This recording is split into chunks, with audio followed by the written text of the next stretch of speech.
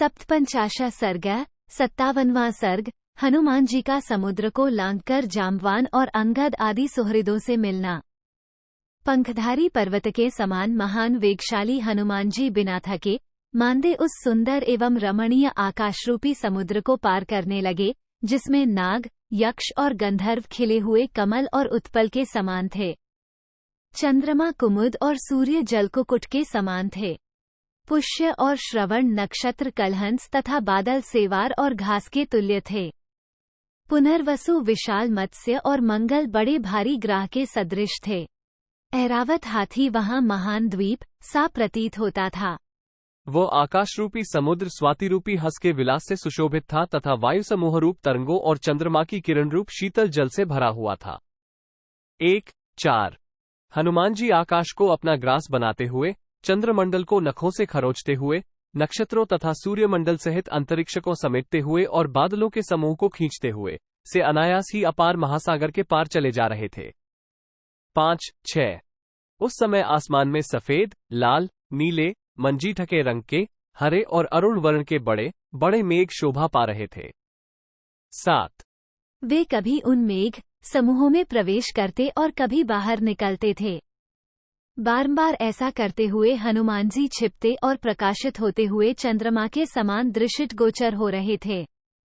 8 नाना प्रकार के मेघों की घटा के भीतर होकर जाते हुए धवलांबरधारी वीरवर हनुमान जी का शरीर कभी दिखता था और कभी अदृश्य हो जाता था, अतः वे आकाश में बादलों की आड़ में छिपते और प्रकाशित होते चंद्रमा के समान जान पड़ते थे। 9 बारंबार मेघ समूहों को विदीर्ण करने और उनमें होकर निकलने के कारण वे पवन कुमार हनुमान आकाश में गरुड़ के समान प्रतीत होते थे। 10 इस प्रकार महातेजस्वी हनुमान अपने महान सिंहनाद से मेघों की गंभीर गर्जना को भी मात करते हुए आगे बढ़ रहे थे। वे प्रमुख राक्षसों को मारकर अपना नाम प्रसिद्ध कर चुके थे। बड़े बड़े वीरों को रौंदकर उन्होंने लंकानगरी को व्याकुल तथा रावण को व्यथित कर दिया था। तत्पश्चात विदेहनंदिनी सीता को नमस्कार करके वे चले और तीव्र गति से पुनः समुद्र के मध्य भाग में आ पहुंचे। 11-121/2 वहां पर्वतराज सुनाब मैना का स्पर्श करके वे पराक्रमी एवं महान वेगशाली वानरवीर धनुष से छूटे हुए बाण की भांति आगे बढ़ गए। 131/2 उत्तर तट के कुछ निकट पहुंचने पर महागिरी महेंद्र पर दृष्ट पड़ते ही उन महाकपि ने मेघ के समान बड़े जोर से गर्जना की। 141/2 उस समय मेघ की भांति गंभीर स्वर से बड़ी भारी गर्जना करके उन वानरवीर ने सब ओर से 10 दिशाओं को कोलाहलपूर्ण कर दिया। 151/2 फिर वे अपने मित्रों को देखने के लिए उत्सुक होकर उनके विश्राम स्थान की ओर बढ़े और पूंछ हिलाने एवं जोर जोर से सिंहनाद करने लगे। 161/2 जहां गरुड़ चलते हैं उसी मार्ग पर बारंबार सिंहनाद करते हुए हनुमान जी के गंभीर घोष से सूर्यमंडल सहित आकाश मानो फटा जा रहा था। 171/2 उस समय वायुपुत्र हनुमान के दर्शन की इच्छा से जो शूरवीर महाबली वानर समुद्र के उत्तर तट पर पहले से ही बैठे थे, उन्होंने वायु से टकराए हुए महान मेघ की गर्जन के समान हनुमान जी का जोर जोर से सिंहनाद सुना। 18-1-9 अनिष्ट की आशंका से जिनके मन में दीनता छा गई थी, उन समस्त वनवासी वानरों ने उन वानर श्रेष्ठ हनुमान का मेघ गर्जन के समान सिंहनाद सुना। 20 गर्जते हुए पवन कुमार का वह सिंहनाद सुनकर सब ओर बैठे हुए वे समस्त वानर अपने सुहृद हनुमान जी को देखने की अभिलाषा से उत्कंठित हो गए। 21 वानर भालुओं में श्रेष्ठ जाम्बवान के मन में बड़ी प्रसन्नता हुई। वे हर्ष से खिल उठे और सब वानरों को निकट बुलाकर इस प्रकार बोले। 22 इसमें संदेह नहीं कि हनुमान जी सब प्रकार से अपना कार्य सिद्ध करके आ रहे हैं। कृतकार्य हुए बिना इनकी ऐसी गर्जना नहीं हो सकती। 23 महात्मा हनुमान जी की भुजाओं और जांघों का महान वेग देख तथा उनका सिंहनाद सुन सभी वानर हर्ष में भरकर इधर उधर उछलने कूदने लगे। 24 हनुमान जी को देखने की इच्छा से वे प्रसन्नतापूर्वक एक वृक्ष से दूसरे वृक्षों पर तथा एक शिखर से दूसरे शिखरों पर चढ़ने लगे। 25 वृक्षों की सबसे ऊंची शाखा पर खड़े होकर वे प्रीतियुक्त वानर अपने स्पष्ट दिखाई देने वाले वस्त्र हिलाने लगे। 26 जैसे पर्वत की गुफाओं में अवरुद्ध हुई वायु बड़े जोर से शब्द करती है, उसी प्रकार बलवान पवन कुमार हनुमान ने गर्जना की। 27। मेघों की घटा के समान पास आते हुए महाकपि हनुमान को देखकर वे सब वानर उस समय हाथ जोड़कर खड़े हो गए। 28। तत्पश्चात पर्वत के समान विशाल शरीर वाले वेगशाली वीर वानर हनुमान जो अरिष्ट पर्वत से उछलकर चले थे, वृक्षों से भरे हुए महेंद्र गिर के शिखर पर कूद पड़े। हर्ष से भरे हुए हनुमान जी पर्वत के रमणीय झरने के निकट पंख कटे हुए पर्वत के समान आकाश से नीचे आ गए। 30।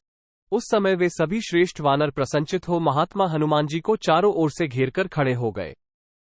31। उन्हें घेरकर खड़े होने से उन सबको बड़ी प्रसन्नता हुई। वे सब वानर प्रसन्नमुख होकर तुरंत के आए हुए पवन कुमार कपिश्रेष्ठ हनुमान के पास भांति भांति की भेंट सामग्री तथा फल मूल लेकर आए और उनका स्वागत सत्कार करने लगे। 32, 33।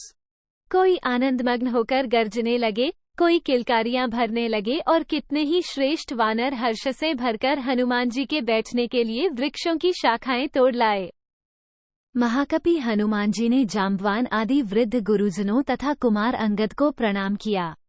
35। फिर जाम्बवान और अंगद ने भी आदरणीय हनुमान जी का आदर सत्कार किया तथा दूसरे वानरों ने भी उनका सम्मान करके उनको संतुष्ट किया।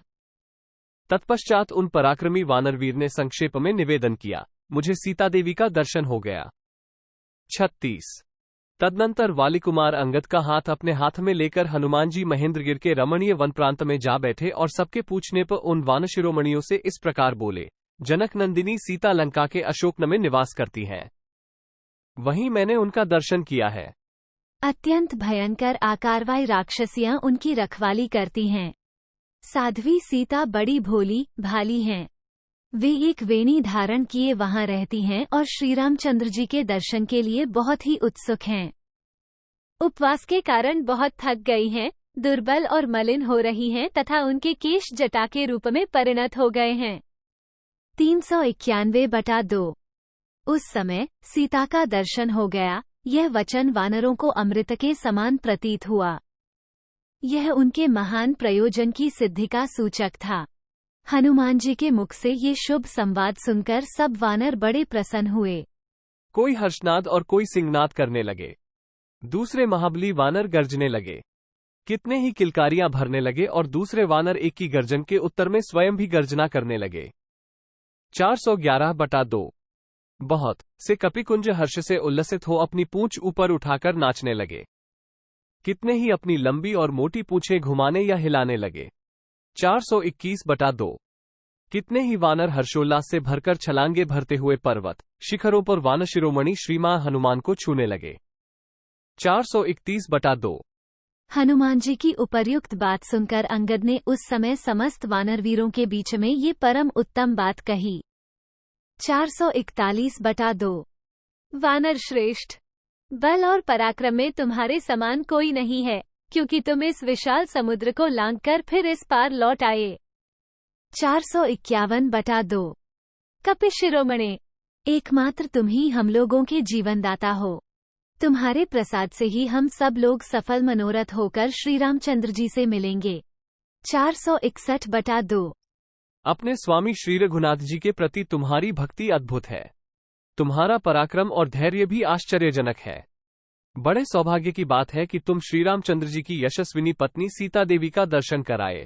अब भगवान श्रीराम सीता के वियोग से उत्पन्न हुए शोक को त्याग देंगे, ये भी सौभाग्य का ही विषय है। 47-48। तत्पश्चात सभी श्रेष्ठ वानर समुद्र लंघन, लंका, रावण एवं सीता के दर्शन का समाचार सुनने के लिए एकत्र हुए तथा अंगद, हनुमान और जाम्बवान को चारों ओर से घेरकर पर्वत की बड़ी बड़ी शिलाओं पर आनंद पूर्वक बैठ गए। वे सब के सब हाथ जोड़े हुए थे और उन सबकी आंखें हनुमान जी के मुख पर लगी थीं। 49-51। जैसे देवराज इंद्र स्वर्ग में देवताओं द्वारा सेवित होकर बैठते हैं, उसी प्रकार बहुतेरे वानरों से घिरे हुए श्री अंगद वहां बीच में विराजमान हुए। 52। कीर्तिमान एवं यशस्वी हनुमान जी तथा बाहों में भुजबंध धारण किए अंगद के प्रसन्नतापूर्वक बैठने से वो ऊंचा एवं महान पर्वत शिखर दिव्य कांति से प्रकाशित हो उठा। 53। इत्यार्षे श्रीमद् रामायणे वाल्मीकिये आदिकाव्ये सुंदरकांडे सप्तपंचाशः सर्गः 57। इस प्रकार श्री वाल्मीकि निर्मित आश्रामायण आदिकाव्य के सुंदरकांड में 57वां सर्ग पूरा हुआ। 57।